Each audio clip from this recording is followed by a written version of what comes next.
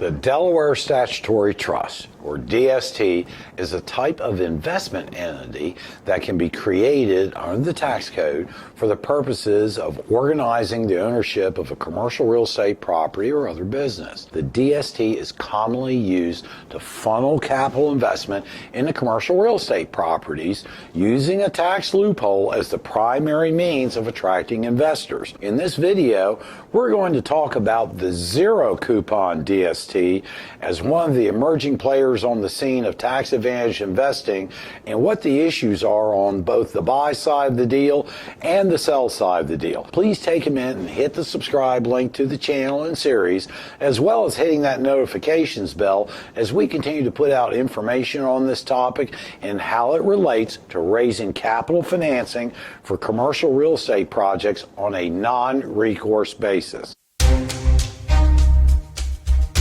Hi, I'm Clint, and I'm part of the Rainmaker analytics team that runs the Envision Capital Finance Business Accelerator program for businesses, commercial real estate developers, and promoters seeking non-recourse capital finance for their business or project in excess of $2.5 million. Why more than $2.5 million? Because, Pilgrim, once you get to at least $2.5 million or more in required capital financing, crowdfunding starts to become both extremely efficient and demonstrably the most reliable means of obtaining capital financing for a small or medium-sized business. Accordingly, we'll focus on the path to capital financing that's both efficient and has that highest probability of success. For more information on financing and the probabilities of success, be sure to see our crowdfunding series of videos where we go into this subject in detail, and also use the comments section below to let us know what your experience has been in obtaining capital financing, how much financing your business may need, and what challenges you're facing. The DST investment structure is primarily used to attract commercial real estate property owners who have or will cash in on an investment gain in a commercial real estate property to become investors in another commercial real estate transaction, rather than just taking their capital gain and paying the capital gain taxes due on that gain. The DST structure requires the investor to stay in the investment for the entire term of the investment, a whopping 10 years. In exchange for staying in the deal, the investor hopes to defer paying capital gains taxes on their original investment gain for 10 years and receive an additional capital gain from the investment's resulting cash flows as well. The typical DST deal pays a monthly, quarterly, or annual dividend to the investors, who are referred to as beneficiaries, as the investors are beneficiaries of the trust. The zero coupon DST pays no dividend for the entire holding period.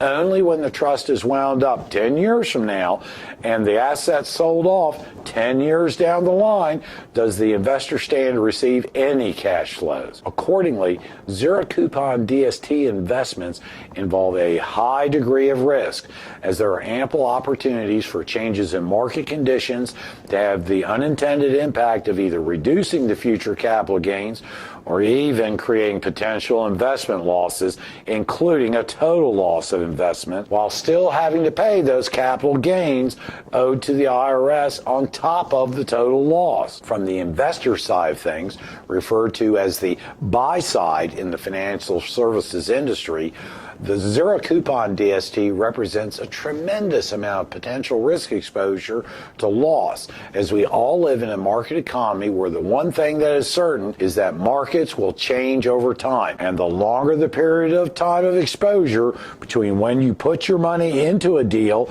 and the time when you actually expect to start receiving cash returns, the more exposure to market risk you will have as a result. Makes sense, doesn't it? Sponsors and promoters of zero coupon DSTs know this and present the zero coupon DST as a potentially riskless capital investment. This means the sponsor reasonably believes there will be little potential change in market conditions that impact the underlying asset, a property. Accordingly, the sponsor is selling the tax benefits as the primary means of getting investors to take the deal.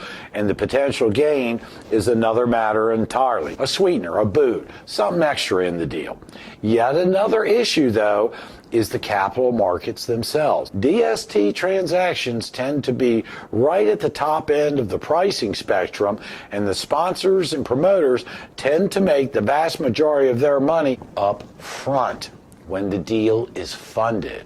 Why is that? The reason is that there's a high likelihood the capital market pricing will change, and as the cost of capital goes up, meaning capitalization rates used to price these deals, if they rise significantly over that 10-year period of time, then the value goes down, and the investor stands to not only lose the potential gain that is promised to happen 10 years from now, but they could actually end up losing money and still have that capital gain tax to pay. Accordingly, not all assets or commercial real estate properties are ideal candidates for the zero coupon DSTs. From the sponsor or promoter side of things, called the sell side in the financial services industry, the zero coupon DST represents a tremendous near-term capital gain and a long-term asset control strategy that makes the risk well worth the expense in most cases. In the past, companies who are most successful in executing zero coupon DST transactions know a certain number will indeed go down the tubes, and it's to their advantage in most cases to just pay off the investors who took a shellacking rather than face potential investment fraud allegations.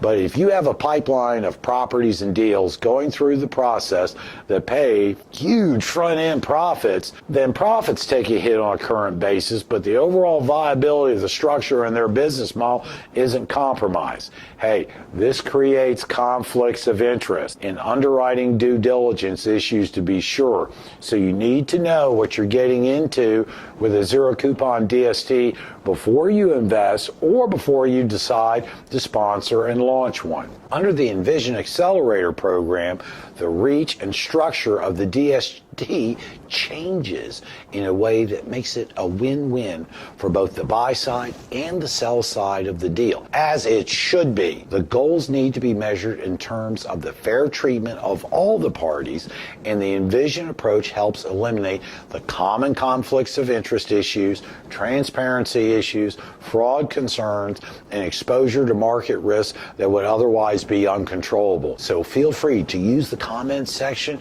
to reach out to us if you have questions. Go to our website or pick up the phone and give us a ring. Thank you for watching, and we'll talk again in the next segment. If you like this video, please hit that like button and share the video with your fellow entrepreneurs, investors, or anyone that you would think would be interested in learning about zero coupon DSTs in particular, or DSTs in general. In the meantime, may the odds be ever in your favor.